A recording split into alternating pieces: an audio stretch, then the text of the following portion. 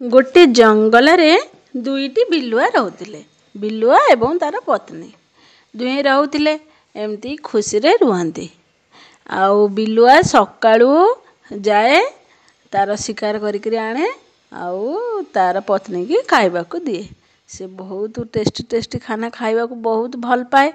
आउ सबुदिन जहाँ कही थाए बिलुआ संध्या बेल को फेरिला बेल को तापाई आनिकरी आसी थाए एवं सी खुशी मन रे खाए। एमती किछि दिन बीती जाइछि। बिलुआर पत्नी बहुत खाइबा लोभी हो जाइछि। सबु भल भल जिनिस खाइबा पाई तार मन। दिने कहिला हेटी शुणुच आउ आज मोर ना ठेकुआ खाइबा पाई मन, तमे मो लगी टिके ठेकुआ आनिदेव। बिलुआ कहिला यही कथाटा, आउ तू तो जानिछु मु तते केते भल पाए, आउ तू ए ठेकुआटा मागुछु मु आनी पारिबिनी। मु आज जेमिति हेले जहाँ भी हेले मु ठेकुआ धरिकरी ही तो पाई आसीबी। तापर सेठू बिलुआ सकाळ सकाळ बाहरी गला शिकार करिवा पाई। आउ जाई खोजी खोजी खोजी खोजी खोजी गोटे छोट ठेकुआटिए पाइला। खुशी मनरे ताकू धरिकरी आसिला।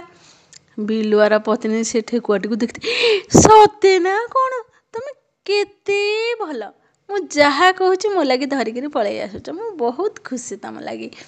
आउ मोर ना से ठेकुआ मांस खाइबा को बहुत लोभ थिला।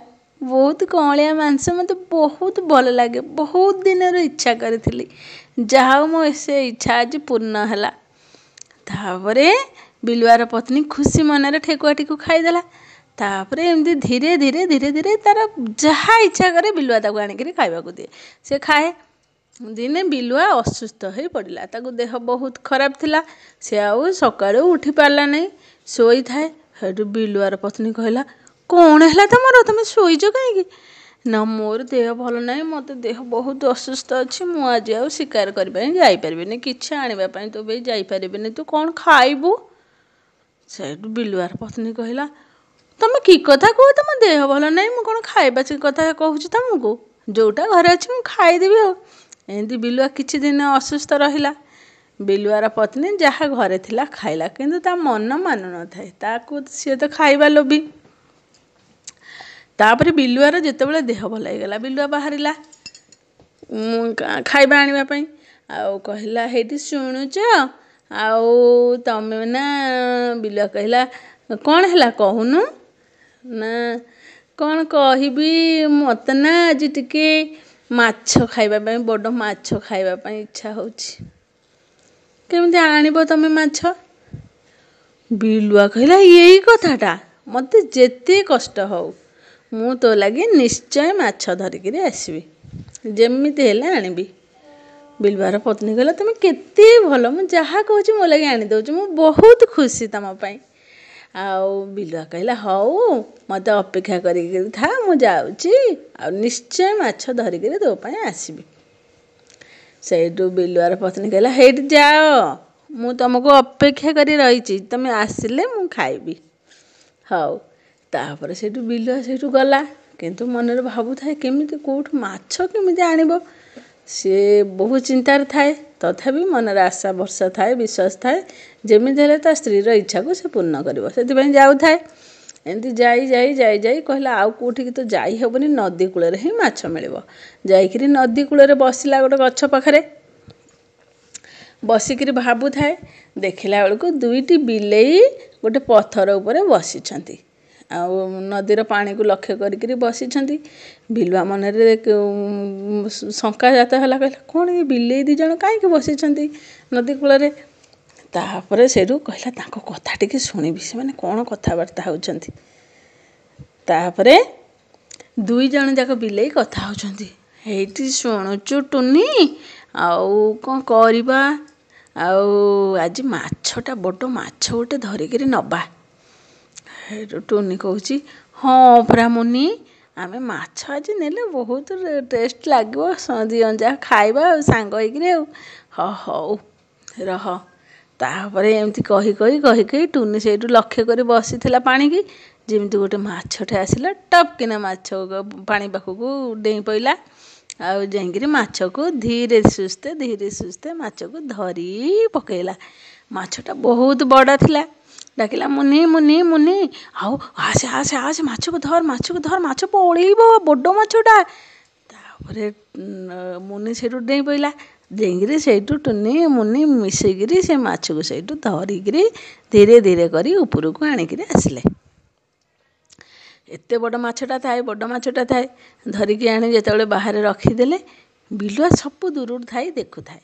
ଦେଖିଲା ଆରେ ହେ ଏତେ ବହୁତ ବଡ଼ ମାଛଟା ଆଣିଛନ୍ତି, ଏଇଗୁଡ଼ିକ ତ ନେଇଗଲେ ମୋ ପତ୍ନୀ ବହୁତ ଖୁସିରେ ଖାଇବ, ମୋ ସ୍ତ୍ରୀ ବହୁତ ଖୁସି ହେଇଯିବ ଭାବୁଥାଏ। କିନ୍ତୁ ତାଙ୍କଠାରୁ ଆଣିବି କେମିତି, ବିଲୁଆ ବସି ଉପାୟ ଚିନ୍ତା କରୁଥାଏ।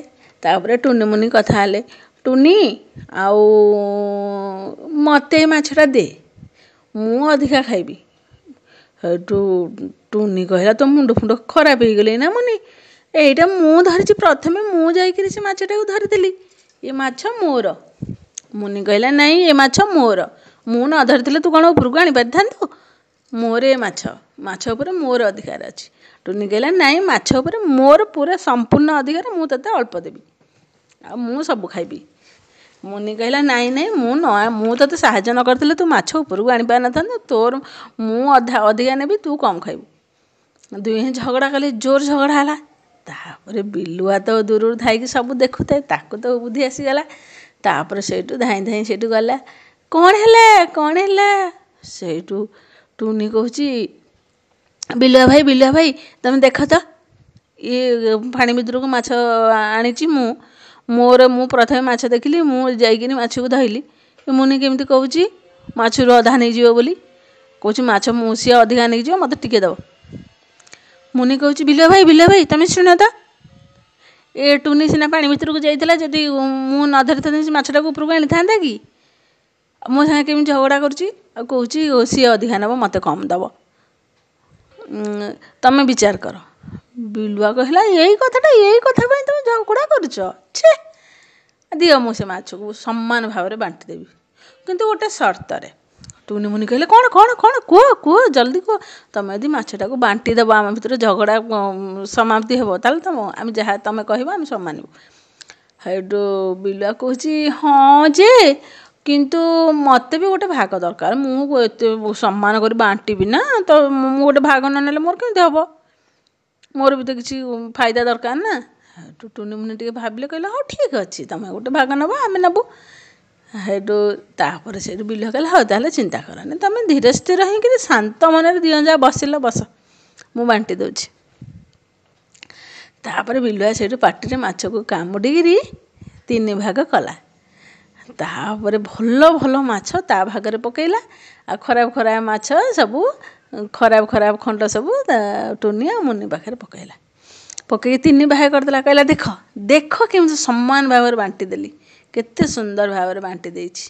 ଏ ଭାଗଟା ମୋର, ସେଇଟା ଟୁନିର, ସେଇଟା ମୁନିର, ତମ 2 ଜଣଙ୍କର ସେଇଟା ନେଇଯାଅ, ଏଇଟା ମୁଁ ନେଇକରି ଯାଉଛି। ଟୁନି ମୁନି କହିଲେ ହେଁ ତମେ ତ ଭଲ ମାଛ ନେଇଯାଉଛ, ମୁଁ କ'ଣ ଏମିତି ଖରାପଟା ଦେଇଛ। ତାପରେ ସେଇଠୁ ବିଲୁଆ କହିଲେ ଏଇ କି କଥା, ମୁଁ ମାଛ ନ କାଟିଥିଲେ ତମେ ପାଇଥାନ୍ତ, ହେରା ମୁଁ ଛୋଟ କରି କାଟିଲି ବୋଲି ମୁଁ ନେବିନି, ଭଲ କ'ଣ ଖରାପ କ'ଣ, ମୋ ସ୍ତ୍ରୀ କେତେ ଆଶା କରିଛି ମାଛ ଟିକେ ଖାଇବ ବୋଲି, ମୁଁ ଏଇଟା ନେଉଛି, ତମେ ସେ 2 ଜଣଙ୍କୁ ନିଅ, ତୋର ସେଇଟା, ତମ 2 ଜଣଙ୍କ ତ ସମାନ ହେବା ଦରକାର, ତମର ଭଲ ମାଛ ଖରାପ ମାଛ ଟିକେ କ'ଣ ଅଛି, ତୋର ଯେମିତିଆ ତାର ସେମିତିଆ ଅଛି କି ନାହିଁ ଦେଖ। କହିକିରି ସେଇଠୁ ମାଛ ନେଇକିରି ଧାଇଁ ଖୁସି ମନରେ ହସି ପଳେଇଲା। ତାପରେ ଟୁନି ମୁନି ତାଙ୍କ ମାଛକୁ ଦେଖି କହିଲେ ଦେଖ ତ, ଏ ବିଲୁଆ କହନ୍ତି ଚତୁର ବିଲୁଆ ବୋଲି, ସତରେ ଚତୁର, ଆମକୁ ବୁଦ୍ଧି ଶିଖେଇଲା, ଆମକୁ ବୋକା ବନେଇକିରି ଆମଠାରୁ ସବୁ ଭଲ ଜିନିଷ ନେଇ ପଳେଇଲା, ଭଲ ମାଛ ନେଇ ପଳେଇଲା, ଆଉ ଖରାପ ମାଛ ତକ ଆମ ପାଇଁ ରଖିଦେଲା। ଟୁନି କହିଲା ଦେଖିଲୁ ମୁନି, ଆମେ ଦୁହେଁ ଝଗଡ଼ା କଲେ ତାର ଫାଇଦା ହେଲା, ତେଣୁ 2 ଜଣଙ୍କ କଳିରେ ତୃତୀୟ ଜଣଙ୍କର ଲାଭ, ତେଣୁ ଆଜିଠାରୁ ତୁ ମୋତେ କଥା ଦେ, ତୋର ମୋର କେବେ ଝଗଡ଼ା କରିବାନି, ଆଉ ସବୁବେଳେ ମିଳିମିଶି ରହିବା। ଆମେ ଯଦି ଝଗଡ଼ା କରିବା ଅନ୍ୟମାନେ ଆମର ଫାଇଦା ଉଠେଇବେ, ଆମେ ଦେଖେ ଝଗଡ଼ା ନ କରିଥିଲେ ପୁରା ମାଛଟାକୁ ଖାଇଥାନ୍ତେ, କିନ୍ତୁ ଝଗଡ଼ା କଲେ ବିଲୁଆ ଫାଇଦା ଉଠେଇଲା, ଭଲ ମାଛ ନେଇଗଲା, ଆମକୁ ଖରାପ ଦେଇଦେଲା, ତେଣୁ କେବେ ଝଗଡ଼ା କରିବା ନାହିଁ, ତେଣୁ ସବୁବେଳେ ମିଳିମିଶି ରହିବା ଜରୁରୀ, ନାହିଁ ତ ଅନ୍ୟମାନେ ଆମର ଫାଇଦା ଉଠେଇବେ। ଆଜି ପାଇଁ ଏତିକି। ଯଦି ମୋର ଗଳ୍ପଟି ଆପଣମାନଙ୍କ ମନକୁ ଛୁଇଁଥାଏ, ଲାଇକ୍, ସେୟାର, କମେଣ୍ଟ କରିବେ। ରହୁଛି, ଜୟ ଜଗନ୍ନାଥ।